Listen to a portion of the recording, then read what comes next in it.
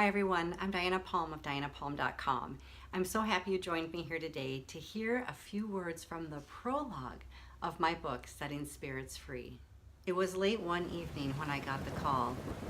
A friend of mine needed help. She had arrived home from work with her house in disarray again.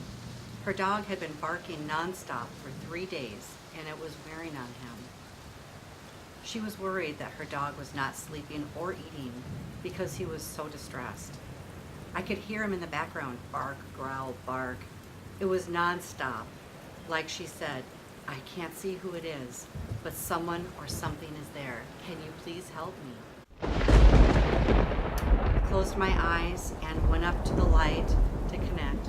My friend lives in a different state, so I remotely viewed her house immediately. I felt the presence of several entities. Some were the harmless, friendly type, and others were menacing and demonic. My friend explained to me that similar episodes have been happening in spurts, and that the last time it happened, she started wearing an amulet around her neck for protection.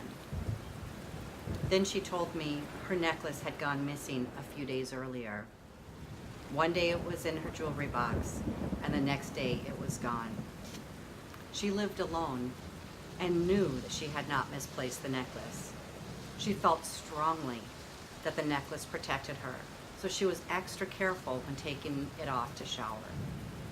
When she went to retrieve it one day, it had literally disappeared. That was 3 days prior to her calling me and the onset of the hellish 3 days she had been living through. I began to clear out the energies in and around her home while sending them back to God. The dog's reaction told me that he could see them leaving, but he did not feel safe enough to lie down or stop barking yet.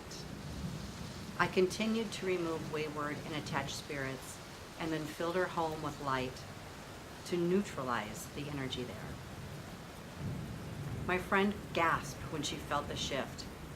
Everything went silent. Her dog felt it too. He laid his exhausted little body down to rest, finally. The terror was over and the battle was won. The invisible intruders were gone, and he had done a good job protecting his family from what they could not see. There was one more thing though. I felt guided to a room at the end of the hallway. I had been to my friend's house only once before and knew that her bedroom was off to the left of the hallway, but I could not remember which room was to the right. I asked her to look down the hall and tell me if the door to the right was closed. Yes, she confirmed. I asked her to go down the hall and open the door. Something was in that room.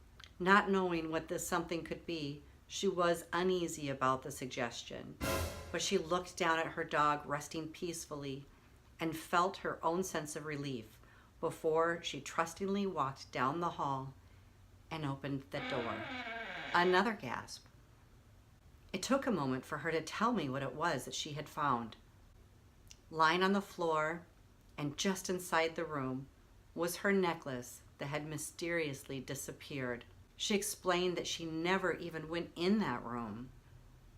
It was a spare room and there was no way that the necklace could have ended up in there.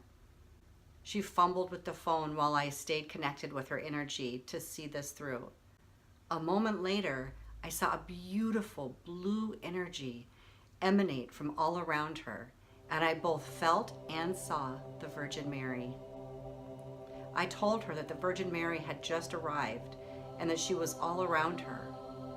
Then my friend told me that she had just put her necklace back on and that it was a miraculous medal of the Virgin Mary.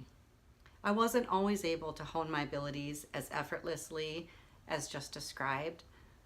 As you continue reading this book, I will share with you what has worked for me and how you too can confidently work with the spirit world.